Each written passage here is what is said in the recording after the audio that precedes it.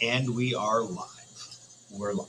Well, you're seeing this recorded, but we're live. We are live. Hey, can I stand there? Okay. Thanks. I just, was feeling something kind of way. I wanted to be on the other side for a minute. Take it, changing it up. It's all good. Reaction symbols, notations, and types of reactions. These are, I really like this topic because there's a technique we're about to teach you that is foolproof. Love it. Right. And also, you got to know the basics of how a reaction is built. This first piece right here, everybody in both classes needs to know this code. So whenever you look at a chemical reaction, all the reactants, the ingredients, are always listed on the left. Right. Before. Arrow means to react, to form. After. There you go. Finish with the products on the right. Right. So chemical equation, before. Arrow is the reaction. After. Left to right. And the way you're going to see it is something a little bit more like this. Yeah. But now we know what all of those things are. And notice the plus is me adding two things to make one. Right. Okay, good. And chemical equations really are just recipes for reactions. Yeah. We've taken all of the guesswork out of it. We've simplified what has to happen into the simplest way to put it on paper. And then as chemists, we disseminate that information. Sure. I mean, there is no fluff. Everything that is written is absolutely essential information. Mm-hmm. So every piece of it, every number, every letter is important. And the coefficients just tell us how much of each species. When we say species, that's any kind of diatomic element or compound molecule. Reactants or product. Right. We just call them units. Species. Coefficients tell us how many moles of each unit are involved in this reaction. There you go. Whatever that unit may be. Sure. Amounts. Well, here we get to break it down. So here's a cool picture. Yep. Right? It's color-coded. Yeah, Lots going on here. There's a lot going on here, which is nice. The coefficients tell us how many moles of each. Can you circle the coefficients real quick? In red, we're circling the coefficients. So this is how many moles. So I could say 2 moles of iron oxide react with 3 moles of carbon to produce 4 moles of iron and 3 moles of carbon dioxide. And that's good. That's exactly what this reaction is telling us. Right. But now I also have to deal with the fact that they're subscripts. Mm-hmm. And that tells me that is just how many of each atom directly in front of it. So notice when Mr. Milks read that reaction, he said nothing about the subscripts. He didn't say 2 moles of Fe2O3 plus 3 moles of C. No, we already 4 moles of Fe and 3 moles of CO2. We learned how to name these things, so I figured I might as well use that. Did I just read the same reaction and tell the same information? Pretty much. I was actually a little more specific because I was saying Fe2O3, CO2, and he was saying iron oxide, carbon, iron, right. And I didn't specifically say iron 3 oxide so you could get the subscripts perfect. But the fact of the matter is we both told you the same information in 2 slightly different ways because we know how to understand subscripts and coefficients. Right. And now, can you just run us through real quick? Now we have those coefficients up there in the subscripts. Like how we got that 4, the 6, and the 3 for carbon, just so we make sure we got that? Sure. Real quick.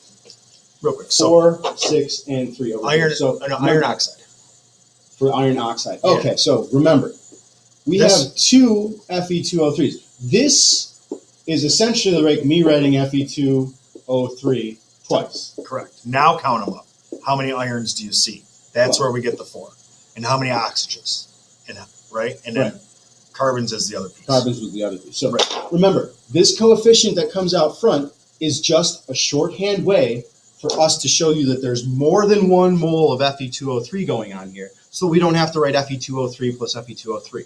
Correct. It's like 2 plus 2. You could also write just 2 times 2. 2 2s. That's the same as 4. So it's a shortcut so that we don't use so much paper. Right. So here's some other common notations we're going to see. We're going to see little s and cursive L, and these will be as subscripts, so that is solid and liquid. Right. And then we have 2 others. We have G and AQ. G is not grams in this case because it's the smaller in parentheses, specifically gas. Mm-hmm. Aqueous is in water, specifically aqueous solution dissolved in water. And we have a quick picture. And you'll see these codes just like this. These codes will come up after the units of the reactants or the products to tell the chemist, okay, we're talking about HGO that's in the solid form. Yeah. We're talking about Hg that's in the liquid form and O2 that's in the gaseous form. So that if I'm trying to follow this recipe in my lab, I can have the not only the right ingredients, but in the right phase of matter. Sure. Because I'm it gonna does give off- matter. and I'm going to give off oxygen gas. If that's my goal is to collect that. Well, and I better didn't know it it's going to be a gas. I better collect it differently Right. than I would collect the solid. So you got to know not only which compounds are involved, you got to know how many moles of each compound are involved, and what state of matter that they're in the most commonly. Right. We have a little bit of reaction notation.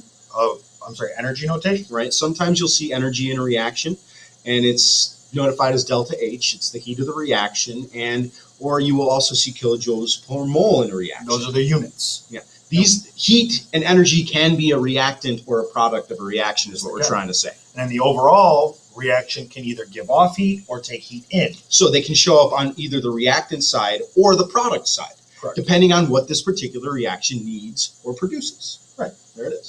And then every so often, we actually have a catalyst in our reaction. Mm-hmm. And you're going to find that is the name of the catalyst is generally going to just be written right over the top. And in this case, what this is telling the chemist is that this reaction is not going to happen unless you have this very specific chemical present. It kind of just like is the spark. It gets it going. It's like the organizer says, you, get in line with you to make that. All right, fine. Your favorite part now. Me, yay. The 4 reactions, right? So first we're going to code these and we're going to teach you what this means. So synthesis, the general code for synthesis is this. A plus B equals AB.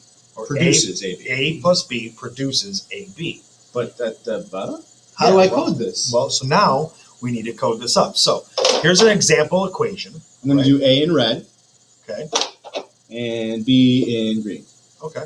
I was expecting to write AB and AB over. I will. Okay. But I'm also going to color code them twice. Dig it. So I'm going red's A's and okay, green good. B's. So the first element we're just going to call A because that's conventional. Okay. And if I call the next element I see B, we're good.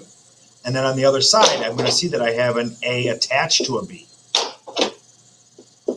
Throw in our plus sign and our arrows, just like it carry them over, and we're all good. And you'll see that we just coded this equation to come up with A plus B reacts to form A plus B, and that equals what we showed you as a synthesis reaction. Synthesis. I made something. Made something. Good. I made it. But we're trying to hammer home now how we code it so that we can give you the equation, and you tell me is it synthesis or decomposition. Okay. What's the next one? Next one. Decomposition is breaking apart. So I'm going to have AB reacts to form A plus B. Okay, so show me that reaction up there. Okay. So again, I'm going to take that first element I see as P. Let me give that an A. And the next element I see is going to be O. So let me give that a B. And here I got an AB next to each other. Bring my arrows and my pluses. And I have an AB plus A. AB breaks down into A plus B. This is a decomposition reaction. And notice what he just coded matches up with what we told you a decomposition reaction would look like. Generic scenario. We got 2 more to go and Russian here. Yep, here we go. So single replacement is an AB plus C goes to CB plus A. We'll code this up real quick. A's are red.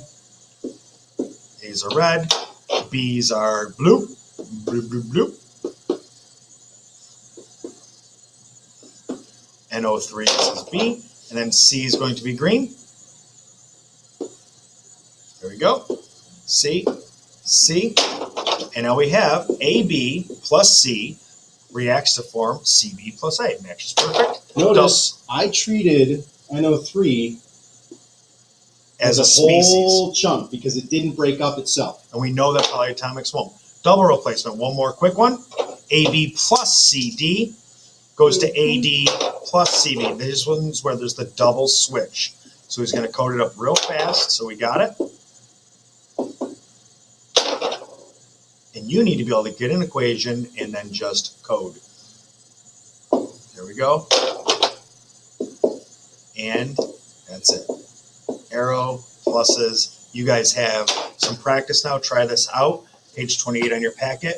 And we'll call this a day in a Yes, sir. video. Thanks for watching.